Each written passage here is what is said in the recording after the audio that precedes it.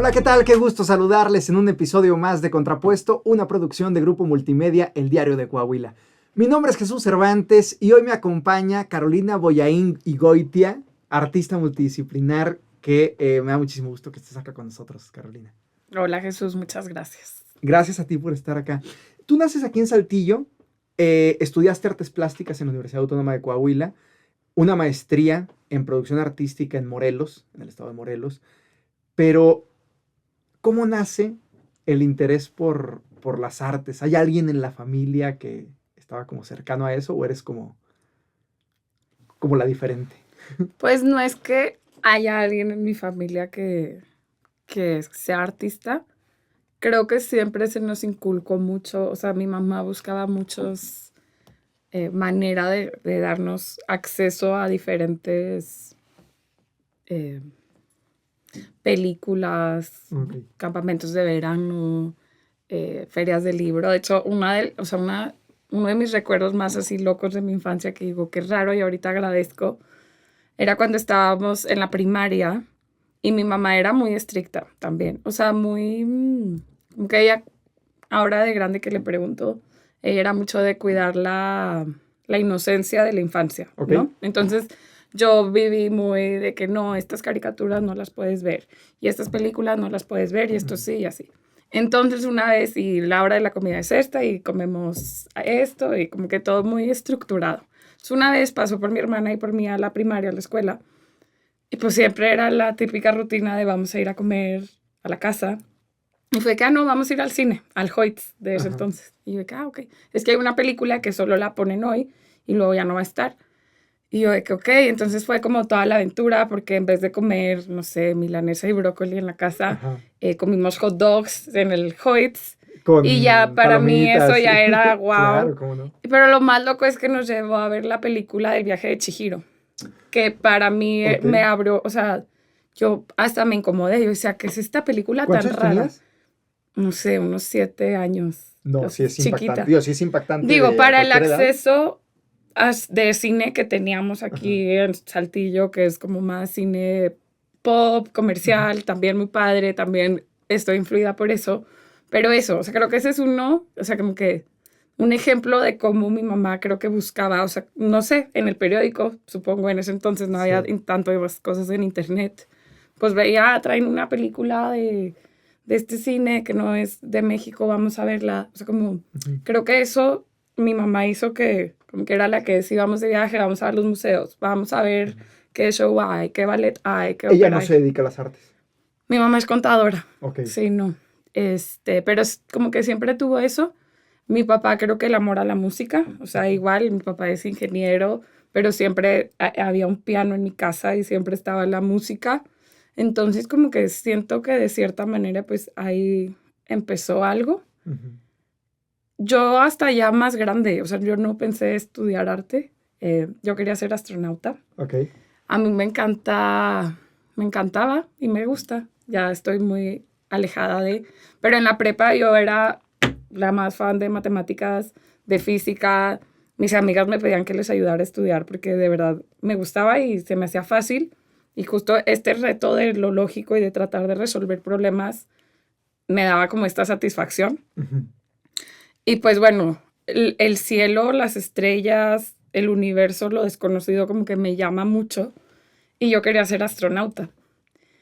Pero luego acabé la prepa y me fui, o sea, me tomé un año sabático con una amiga y justo dije, no, yo no quiero estar como en una Cuando dices un año oficina. sabático, dices, ¿fueron a algún lugar? ¿Hubo como alguna actividad de por medio? O... Nos fuimos como 6 meses a India, una amiga Ok. y yo, que yo igual no sabía, o sea, como que iba más a ver qué, pero no, o sea, no era de que era yogi ni nada, no, simplemente me fui. Pero no deja de ser un viaje de exploración. Fue un gran viaje, fue un gran viaje. Inevitable, si tú quieres, pero de exploración, Sí, de de introspección, de... introspección. Sí, y luego vivíamos en un lugar como muy alejado de todo, entonces no había luz, o sea, de la civilización, ¿no? No había, a veces no teníamos agua, no teníamos luz, entonces como que éramos ella y yo en un cuartito de que qué más hacemos, nos poníamos a dibujar, leíamos, pero se nos acababan los libros y no había, o sea, era muy como lejos poder ir a tener acceso a un nuevo libro. Entonces nos poníamos a pintar y a dibujar.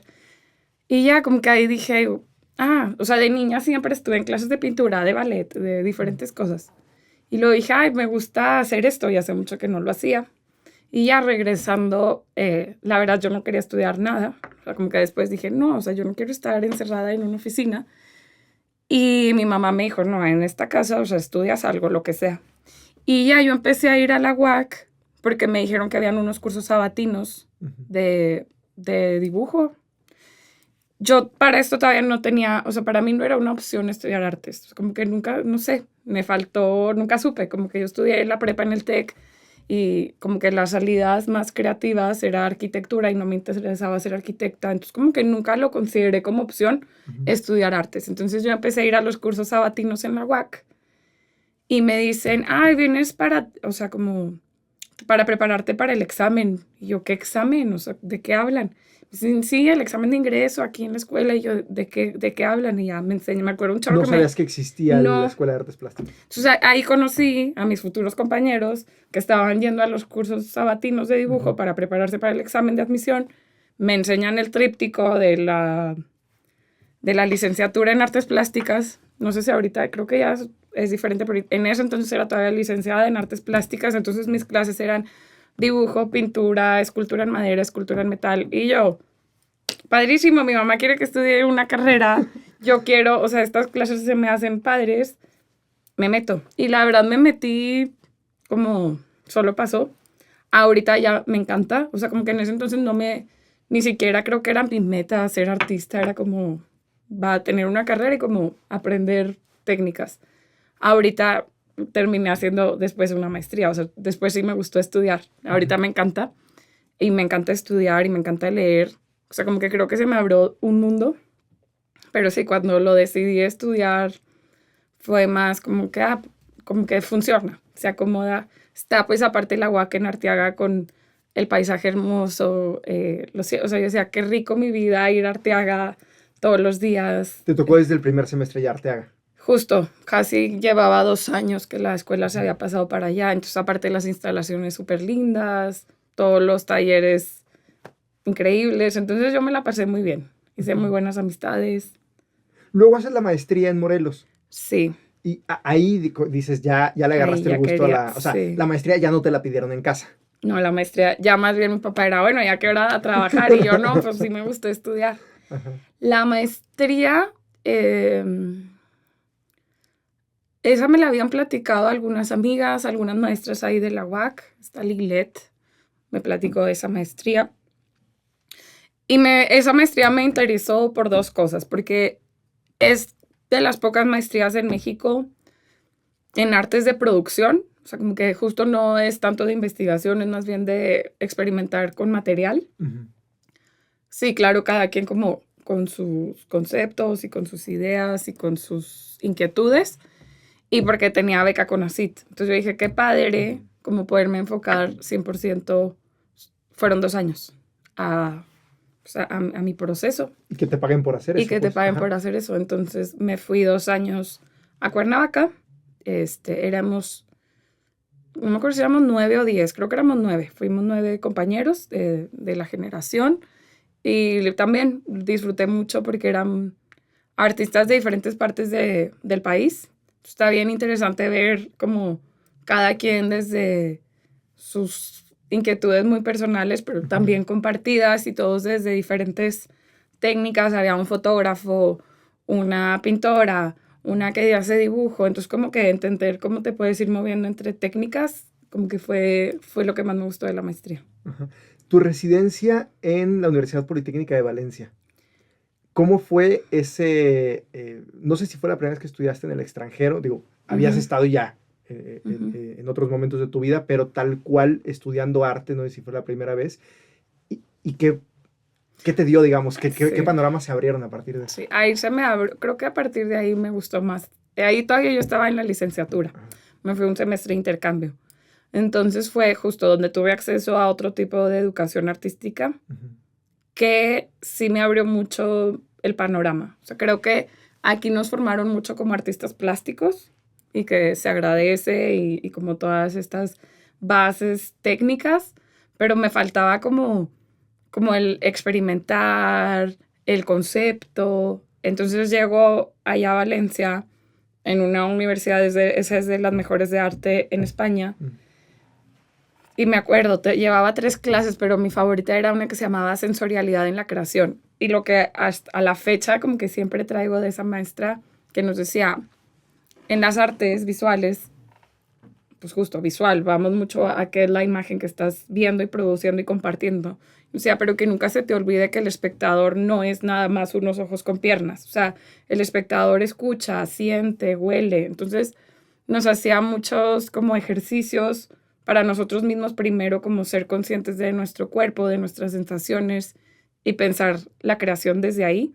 Entonces, mis clases era de que nos vamos a ver en la playa hoy y la maestra nos daba una hoja de instrucciones y era de que camina y quédate 10 minutos sintiendo el agua y observa como los colores y decía, wow, que estas son mis clases, ejercicios de respiración. Ella fue, creo que la primera que me introdujo a las derivas y de qué vamos a hacer derivas. Y la tarea era, vete caminando por la ciudad y claro, vas poniendo diferentes como reglas. Ajá. Entonces, de que esta deriva va a ser una deriva auditiva. Entonces, según con lo que vayas escuchando, te vas a ir guiando y no puedes estar en tu celular. ¿La deriva se refiere a caminar, a permitirte caminar como el agua que va agarrando como un flujo. Va agarrando la forma, pero no es que vas del punto A al punto B. Te permites derivar, o sea, te permites como perderte. Claro. Pero va más, o sea, es en la ciudad, no es tanto en la naturaleza. Es como también permitirte ver estos pequeños cambios o cosas sutiles como romper la rutina. Ajá. Al final, eso es deriva. Pero puedes poner reglas desde lo que quieras, de que cada vez que veas a una persona con una playera amarilla, vas a dar vuelta a la derecha. Y a ver qué... O sea, es como también muy de abrir espacio al azar, a lo espontáneo. Es como me encantaba que se hicieran mis tareas y luego era ya escribir sobre lo que pensaste o si te movió algo o no. Es como ver otras maneras desde donde también puede partir un proceso artístico. Para mí fue muy enriquecedor en ese momento de mi vida. Ajá. Antes de ir me gustaría que platiquemos de algunas obras que has hecho, pero a propósito de Valencia y de las derivas y demás. ¿Cómo es ser artista multidisciplinar, artista visual, en Saltillo? A diferencia de, aunque en la India todavía no tenías claro qué es lo que ibas a hacer, quizá se gestaron muchas cosas, pero no del todo, pero estuviste ahí, has estado en Estados Unidos, has estado en Europa. ¿Cuál es como la particularidad, para bien o para mal? De Saltillo. Sí. Pues con Saltillo yo tengo esta relación de que, lo extraño y luego ya estoy aquí, luego me tengo que ir un ratito. Entonces como siento que todo tiene sus cosas, nada es blanco y negro. Uh-huh. Y de Saltillo me encanta el punto donde estamos, me encanta que estamos muy cerquita, o sea, donde se junta la Sierra Madre y el desierto chihuahuense. Entonces me gusta que tengo acceso al bosque, a la montaña, que para mí es muy importante como en mi proceso personal, como estar en movimiento. Y por otro lado tengo acceso al desierto, a estas comunidades que viven y resisten desde el desierto. Es como que siempre me ha ayudado mucho a ver otras maneras de existir, de vivir, y todo desde la ciudad. O sea, como que también entendiendo que somos pues, producto de este sistema y como que entender que soy esta capa. Este amalgamiento es ahorita una palabra que me acompaña mucho, el amalgamiento. Es como esas capas, creo que en Saltillo es luego muy fácil de verlas, ¿no? O sea, porque si agarras para Monclova, para General Cepeda, el horizonte está abierto y se vienen un tipo de pensamientos por las plantas y el desierto y el mar. Y si te agarras para la montaña, emergen otro tipo de pensamientos que no se contraponen, ¿sí? Simplemente entender, o a veces sí, también esa contradicción que habitamos es como el punto de partida. Claro.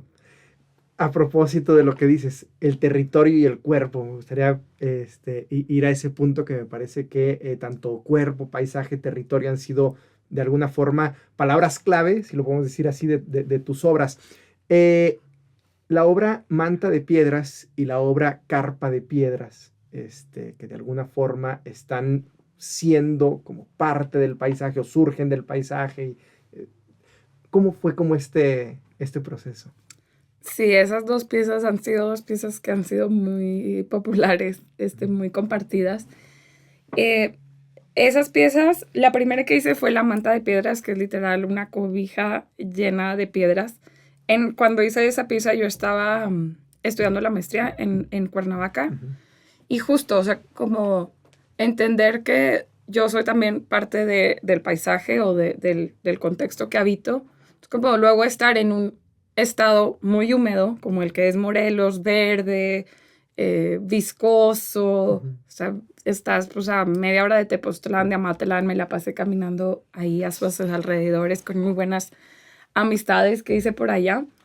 Y me daba cuenta de cómo a mí se me complicaba más caminar allá, te resbalas, pues es diferente la vista que tienes, o sea, como en un clima más húmedo, digo, que me encanta y creo que ahí me empecé a reconocer en el verde.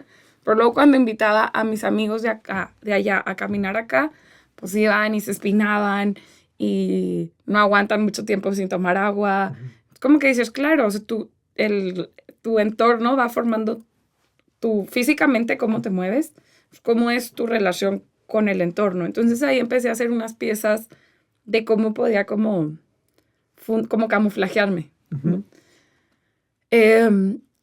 Pues en la historia del arte, ya de unos siglos para acá, o sea, está esta idea de paisaje, ¿no?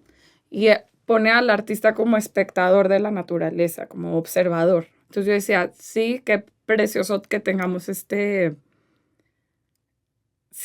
cualidad de maravillarnos y por conmovernos, pero causa como esta separación. Entonces yo decía, ¿cómo puedo integrarme al paisaje? Entonces, el camuflaje borra esta línea entre dos cuerpos, ¿no? O sea, entre mi cuerpo y el cuerpo de una piedra o el cuerpo del cielo. Entonces, como que yo ya sabía que quería hacer algo, en una especie de también manta de desaparición como la de Harry Potter. Harry Potter también es mi referencia porque pues es la magia que tuve acceso y es el acceso a la magia también que tuve en esta ciudad. Entonces, ¿cómo hago mis capas de invisibilidad, de camuflaje? Yo sabía que quería hacer como que algo por ahí y justo estaba en casa de una amiga que nos invitó a su rancho en el Cedrito. Y ella es psicóloga.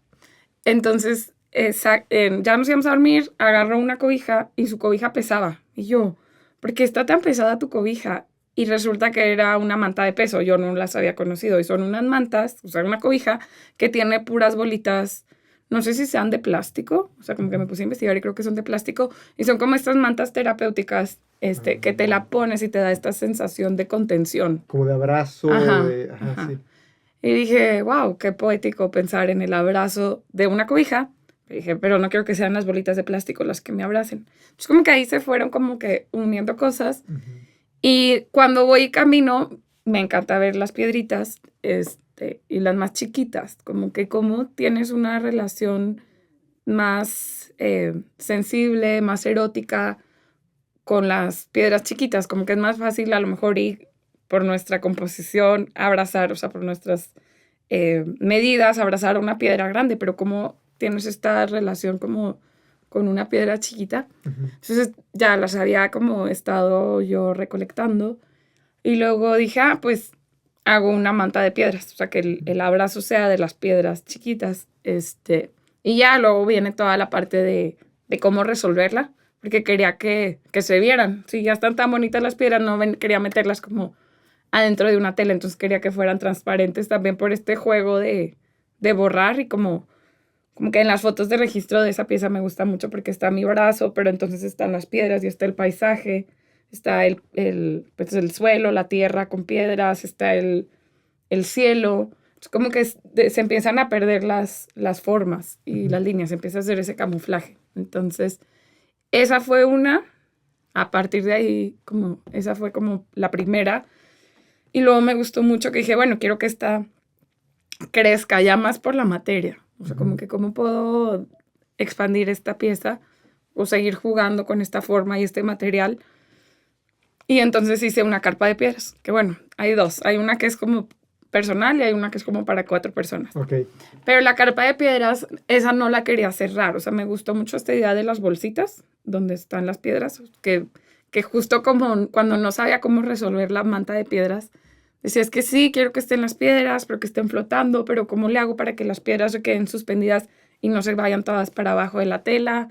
Me acuerdo que me fui, pues estaba yo allá en Cuernavaca, que pues está muy cerquita de Ciudad de México, y me fui al Museo de Antropología con un primo que platicó, o sea, como que es el que también me acompaña en todos mis procesos, él también es artista. Y yo, Alan, pues acompáñame, quiero ver, o sea, estoy segura que nuestros antepasados, los primeros pobladores, tenían maneras de resolver esto, porque ellos trabajaban con las piedras y el textil. Entonces dije, seguro hay algo de inspiración. Vi una como prenda hecha de conchitas que me gustó mucho, pero no, o sea, como sus técnicas y su tecnología yo no podía hacerlo. Porque aparte no había manera de perforar las piedras. Y al final ya nos fuimos a un cafecito ahí. Alan, mi primo, pidió un té y justo sacó la bolsita de té y yo, ahí está, ya lo resolví. Entonces justo, o sea, yo pensaba encontrarlo en el museo y por sí lo encontré en el museo, pero en la bolsita de té de mi primo. Y ya me acuerdo que yo iba allá, dije, tipo, la guardé, dije, yo guardo esta bolsita porque esa fue mi referencia de la medida y ya uní muchas bolsitas de té haciendo esa cobija, la manta de piedras. Y bueno, a diferencia de esa, la carpa de piedras no está rellena, o sea, son como puras bolsitas, son más de 500 bolsitas, donde dependiendo de dónde vayas a acampar o a poner esa instalación, la rellenas con lo que hay ahí. O sea, por ejemplo, si vas al desierto y hay piedritas, le pones piedritas, pero si vas al bosque, a lo mejor ya hay más hojas, hay semillas, le pones semillas. Entonces, como que te empiezas a camuflajear dependiendo del entorno que estés habitando. Y muy en esta idea como del habitar itinerante, de poner y quitar. O sea, como que no es esta idea de que yo vengo y habito y aquí pongo mi casa. No, es decir, como pongo, pero ya me voy, como también de respeto al entorno. Entonces, luego, por eso surgió la carpa de piedras. Y una forma de resistencia también ante la idea de propiedad privada, de la vivienda para toda la vida, de esta como modelo de producción extractivo, etcétera, etcétera. Sí, es mío y me pertenece porque ya puse mis blogs de cemento que me van a durar 200 años, yo qué sé. ¡Wow! Ahorita esto es lo que necesito y ya está. Sí, claro. Me llama la atención otra de las cosas en las piezas que haces tú y tus colegas, es que soy un ignorante en el tema y corrígeme si estoy equivocado, pero ¿qué tanto se piensan en un sentido, siguiendo este modelo de productivo y tal, qué tanto se piensa en un sentido para comercializarlo? O sea, tú cuando lo estás creando piensas, y entonces seguramente alguien lo querrá en la sala de su casa, esta cobija o esta carpa, o se piensa más como para un tema de museos y demás. Pues siento que hay de todo. O sea, yo dependiendo yo creo que ahorita mi proceso va más desde lo que yo ahorita pues, como que te pide la vida hacer o tu cuerpo o tus exploraciones. Pero creo que también es válido decir, bueno, creo que esto lo quiero pensar para que acompañe un hogar. O sea, que se me hace también algo muy, muy válido y muy hermoso, como pensar que alguna de mis piezas pueda habitar en una casa, como crear hogar. Pero sí, yo personalmente no pienso así. Mi proceso más bien hago cosas y luego ya digo, ok, bueno, ¿qué de esto podría compartir para que participe en alguna feria? Donde si el objetivo es que algún coleccionista se lo lleve y tenga sentido en su espacio, pues qué lindo. Pero no es, o sea, creo que no empieza por ahí. Tiene que ver más como con decirle al mundo algo, como con posicionarte en este espacio que cohabitamos, y entonces como esta es mi forma de entender el mundo, tal cual lo hace el escritor a través, o la escritora a través de sus libros, tal cual lo hace la cineasta a través de sus películas, es una forma como de, aquí está. Sí, de entenderte y de compartir. O sea, creo que justo pensando en retrospectiva de ¿de dónde vienen estos intereses? Yo leí un libro cuando estaba justo en la carrera que me recomendó un amigo que conocí caminando en el Cañón de San Lorenzo, payo. Se llama La práctica de lo salvaje, de Gary Snyder. Y ese libro en particular me gustó porque no me acuerdo mucho del libro. Me acuerdo que hablaba mucho como esta idea de lo salvaje y lo domesticado y hablaba de las plantas salvajes y de los caballos que corren salvajes y como que ahí me quedé pensando. Pero me gustó mucho que él, o me dejó pensando que el autor decía que hemos perdido el conocimiento de nuestras plantas. O sea, como que ahora un niño, y yo me acuerdo yo misma, salía y no conocía, o sea, pues en Saltillo tenemos, o sea, el acceso a las plantas salvajes es en los terrenos baldíos, porque las demás ya son, pues, jardines y estructuras construidas con palmeras que traen de no sé dónde, ¿verdad? Sí. El jardín, pues el pasto no es de aquí, la lavanda no es de aquí, el durazno no es de aquí. Pero entonces si te sales a los terrenos baldíos, yo veía las plantas y no podía nombrar una. No sabía que existía la gobernadora, pero incluso me hacía bolas de que cuál es la gobernadora de estas tres que estoy viendo. Entonces él hablaba de la importancia de conocer tu tierra, de conocer tus plantas, porque te hablan de ti.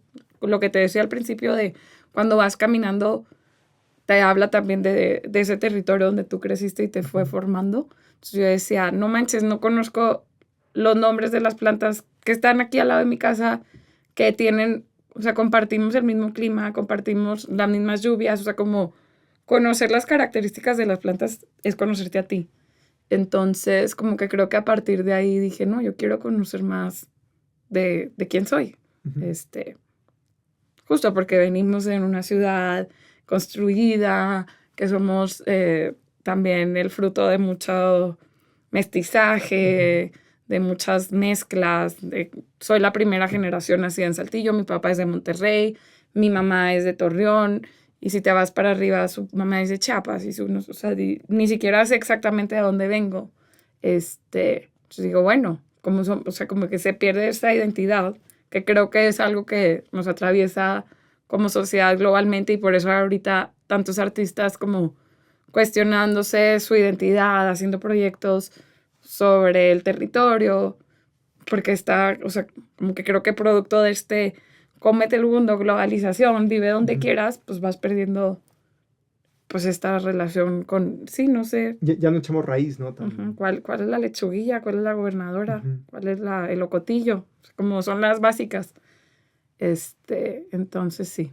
Has trabajado además con comunidades rurales, con artesanos. Vi por ahí en tu portafolio el proyecto del Mitote. No sé si nos puedas platicar de este proyecto y cómo concibes tú los proyectos colaborativos y por qué interactuar, por qué co-crear con otras personas. Justo cuando yo terminé la licenciatura aquí, me gané la beca La de Jóvenes Creadores. Ajá. Y ahí yo... De FONCA, de PECDA. Del FONCA, ajá. Ajá. Era la categoría, creo que era, ya ni me acuerdo. Creo que era nuevas tecnologías, ya ni me acuerdo. Lo que yo hice, como que dije, voy a hacer un club de caminantes, que en vez de ir a caminar a paisajes idealizados, vamos y caminamos a paisajes reales. Como que justo cuestionándome esta idea de paisaje, ¿no? Ajá. Entonces, platicando con un amigo de la Escuela de Ciencias Sociales, él era alumno de la maestra Cristina Martínez, que es como una gran maestra para mí en mis procesos, y la respeto mucho. Él me dijo, entonces yo como que empecé a hacer un mapeo de lugares alrededor de Saltillo, lo hacía a través de Google Maps, de que buscar estas manchas de cementeras, de ladrilleras, donde se ha como cambiado la forma del paisaje, y entonces en vez de ir a buscar el pico donde se ve todo verde precioso, que sí, pero también estos son nuestros paisajes. Uh-huh. Entonces me dijo Saúl, mi amigo, me dijo, tienes que conocer a Juan Gamboa, que está en Jalpa. Y yo, ¿dónde está Jalpa? O sea, que ni conocía. Entonces, con Saúl, gracias a ese proyecto, fui a Jalpa, y ahí me platicó Juan Gamboa toda su historia, todo su trayecto cuidando su tierra, y justo ahí como cómo ha cambiado el paisaje por la extracción de agua. Entonces fue como una de las rutas que yo marqué en ese proyecto, esa fue una. Y ya, para mí Juan Gamboa es otro gran maestro y ya que amo, o sea, tiene todo mi cariño él y toda su familia, porque creo que él me enseñó a conocer otra vez el desierto. O sea, como mi familia no es de aquí, a mí mi abuela no me sabía nombrar las plantas que me rodeaban y Juan Gamboa y Rosa fueron los que me fueron platicando y creo que fue como me fui enamorando, hipnotizando de la vida y también me enseñaron la vida, como que estaba mucho en mi cabeza esta idea de que en el desierto no hay vida y claro que no. O sea, ahí yo vi muchísima vida gracias a ellos. Y ya poco a poco fui entendiendo historias de resistencia y de vida en el desierto.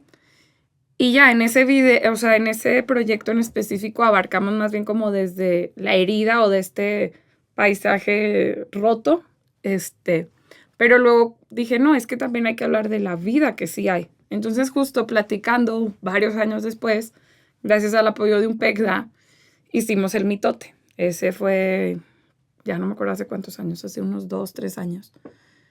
Entonces ahí como que... 2023 fue la beca en PECDA, ¿no? Creo que sí. Sí, un par de añitos. Ajá. Sí. Y ahí el mitote pues consistió en agarrar esta idea de mitote que viene de los primeros pobladores de esta región, del mitote de este lugar de encuentro, de intercambio y pues de fiesta.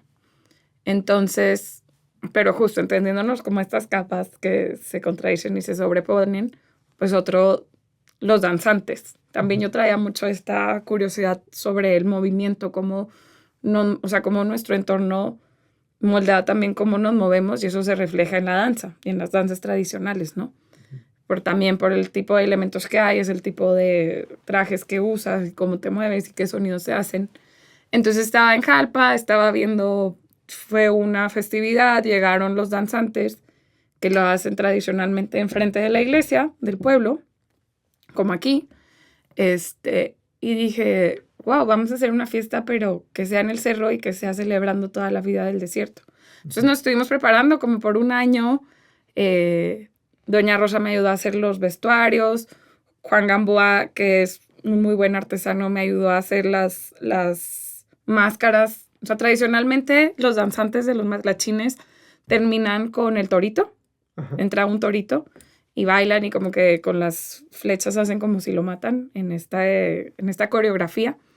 Pero hicimos 10, o sea, como con la misma estética del torito y como esta misma tradición, hicimos 10 personajes de 10 animales, de animales que habitan el desierto. Entonces hicimos una serpiente, un alacrán, un perro, o sea, como los animales que ahí se ven. Entonces se prepararon los vestuarios. Los niños, o sea, tanto los danzantes, o sea, hay un grupo de danzantes en Jalpa, que la que los lidera es Dora Bernal, que también fue un gran apoyo para ese proyecto. O sea, todo lo hicimos juntos. Uh-huh. Entonces, ya estuvimos ensayando con los danzantes, con los niños que se convirtieron en animales para moverse como ellos y representarlos. Y el colectivo de las mujeres de Elegido a tu Mesa, que es un colectivo de mujeres ahí de Jalpa, prepararon los alimentos y los compartimos, el tradicional asado y arroz rojo de fiesta, frijoles charros, comimos delicioso, tortillas de maíz cultivado en el desierto y nixtamalizado ahí y hechas deliciosas ahí por Doña Rosa. Entonces fue como una celebración, como que luego es más fácil, o no sé si más fácil, pero luego hablamos más desde la herida, desde lo que duele, desde lo que no hay, y como que luego creo que solo nos quedamos viendo eso. Entonces dije, no, pero si está toda esta vida, como que vamos a hablar de la vida, y vamos a celebrar la vida que existe y resiste. Entonces se hizo esa fiesta, fue en diciembre, se hizo justo en el cerro que está atrás de la iglesia. Entonces como era todo ese nuestro teatro, nuestro auditorio, nuestro escenario. Y solo para como delimitarlo, hicimos estas flores de sotol que se usan también mucho aquí en la fiesta de Santo Cristo, uh-huh. que son como tejidas todas las fibras del sotol que quedan súper lindas. Entonces hicimos como 10 flores, soles, porque parecen también soles, porque como se expanden así todas las fibras del sotol. Entonces hicimos esos 10 soles y los pusimos con los palitos de la lechuguilla. Esos fueron los que los sostenían. Entonces eso fue lo que como delimitó el espacio. Y ya invitamos a todos los del pueblo y a los o sea, que quisiera llegar. Y ya a las 2 en punto, para mí ese fue mi momento favorito porque tú volteabas y empezaba a llegar gente desde los cerros, porque estábamos atrás del cerro. Entonces como ese momento que nos unió a todos y ver llegar así a las caravanas de carros y de caballos para llegar a la fiesta fue muy lindo. Me imagino. ¿Qué viene? ¿Qué viene? Ahorita me estoy preparando para irme a 2 residencias, que son mis primeras residencias afuera de México y estoy muy emocionada. Voy a estar en Massachusetts, en el MASMOCA, que es el Massachusetts Museum of Contemporary Art, haciendo una residencia de 1 mes. Entonces ahí van artistas de todo el mundo, somos 10 artistas. De hecho ya tuve la primera reunión de quiénes vamos a estar. Soy la única mexicana pues creo que cada mes reciben 10 artistas. Entonces estás viviendo ahí en unas instalaciones como súper cerquita al museo, como dentro del museo, pero al lado. Tú estás compartiendo con otros colegas artistas, tienes acceso a entrar al museo cuantas veces quieras y a varios museos. Entonces estás como viendo qué maneras puedes tener, qué salidas pueden tener como lo que estés haciendo y tienes también tu estudio. Entonces ahí quiero regresar al gesto, o sea, quiero regresar a mi gesto, como he estado haciendo muchos proyectos como más conceptuales que agarran sus propias formas y la misma piedra ya nada más, pues ya es muy hermosa su forma y ya nada más te pide que le pongas a lo mejor una telita o algo para darle su lugar. Pero sí he perdido la práctica como yo viendo, o sea, de observar y de dibujar como a través de mi cuerpo y quiero regresar a eso. Entonces voy a estar haciendo dibujos, bocetos, que a ver luego si se tejen, o sea, a ver en qué salidas van a tener. Y luego voy a estar en otra residencia por 6 meses en Suiza. Y ahí estoy muy emocionada porque va a ser mi primera exposición individual en otro país. Okay. Entonces, ahí reciben un artista. Perdón, ¿ya sabes qué vas a presentar o más bien lo vas a crear en ese tiempo? Sí, no. Tengo una noción de lo que quiero explorar. Entonces, como que tengo como ciertos conceptos, ciertas ideas de lo matérico que quiero explorar, que ahorita traigo mucho la cera, como particularmente la de candelilla. Ajá. Es como que un material que me interesa explorar, que es todo un tema porque es muy resistente, pero al mismo tiempo es muy frágil. Si quieres hacer algo muy sutil, es muy quebradiza, a diferencia de la cera de abeja, que es más flexible. Entonces, sí, no sé, por ejemplo, en la escuela yo llevé la técnica de encausto, que es pintar con cera de abeja y pigmento, pero es diferente con la de candelilla porque se quiebra más fácil. ¿De alguna forma vas a llevar el desierto coahuilense a Suiza? Sí, quiero explorar eso y la noción de desierto. O sea, como que se me hace muy interesante ver que, o sea, también los desiertos son por latitudes. Entonces, en Europa no hay desierto. Es como que me interesa mucho decir, bueno, ¿qué piensan ellos del desierto? O sea, ¿cuál es su visión del desierto cuando es algo tan ajeno a ti? Entonces, y desde ahí, a ver qué pasa. Qué padre. 6 meses vas a estar allá. 6 meses y la expo va a ser en abril. Abril del próximo año. Entonces, sí, ya tampoco queda tanto. O sea, también por eso ando pensando qué va a pasar allá. Pues nos encantará que nos platiques una vez que se exponga, que nos compartas por allá. Claro que sí. ¿Cómo te fue? ¿Cómo se recibió? ¿Cómo fue ese proceso creativo? Pero también cómo se recibió. Porque uno piensa, bueno, la obra se acaba una vez que la pones. Empieza, ¿no? Porque empieza el diálogo con el público y demás. Entonces, estaría muy interesante ver esa parte y felicitarte mucho por todos los proyectos que has estado generando y los que vienen, que son mucho más de los que se han hecho hasta ahora. Gracias, Jesús, y gracias por invitarme a este espacio. Yo algo que siempre me siento muy bendecida y agradecida es que me siento muy sostenida por mi comunidad en Saltillo, o sea, justo de Saltillo y sus alrededores. O sea, número uno, justo la familia Gamboa, pero también mis maestros, mi maestro Federico Jordán, que siempre me ha apoyado y me ha acompañado en mis procesos de pensamiento y de creación, mi familia, mis amistades. O sea, de verdad me siento muy sostenida porque hay gente que cree en mi proyecto, como que luego dices, no, en Saltillo no hay nada y no hay arte. Sí creo que también es un reto porque no tenemos un museo de arte contemporáneo en el estado y eso sí creo que hay una brecha que separa al espectador de lo que está pasando en el arte, y el arte contemporáneo nos atraviesa a todos porque habla de lo que estamos viviendo y de nuestro contexto.